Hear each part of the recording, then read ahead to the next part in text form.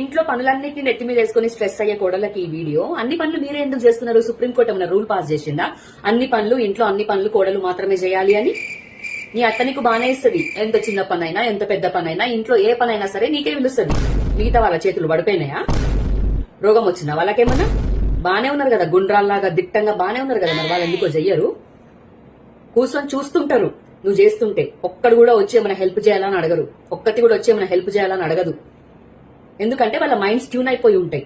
ఇప్పుడు కోడలు వచ్చింది ఇంటికి, అన్ని పనులు ఆమెనే చేస్తుంది, మేము రిలాక్స్ అవ్వచ్చు అని. అట్లాంటి రిలాక్స్ అయ్యే ఫ్యామిలీ మెంబర్స్ కి ఏం చెప్తున్నా అంటే రెస్ట్ ఇన్ పీస్.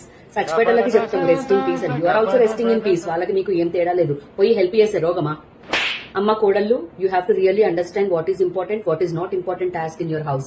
అన్ని పనులు నువ్వే చేయాల్సిన అవసరం లేదు. నేను ఇంటి కోడల్ని, ఇది నా బాధ్యత అనుకుంటా కూర్చుంటే రేపు నువ్వు అడ్డం పడితే ఒక్కరు కూడా వచ్చి నీకు చెయ్యరు. పైనుంచి మాటలు అంటారు, ఇది రోగిష్టిది, అడ్డం పడింది, దీనికి సేవలు చేయలేక సస్తున్నాము, ఏం మనిషో ఏమో అని మాటలు అంటారు. కానీ ఒక్కరు వచ్చి కూడా అయ్యో ఇంత పని చేసినావు, స్ట్రెస్ అయినావు, ఇంత పని చెయ్యకు, రెస్ట్ తీసుకో, హెల్త్ చూసుకో అని ఎవ్వరనరు.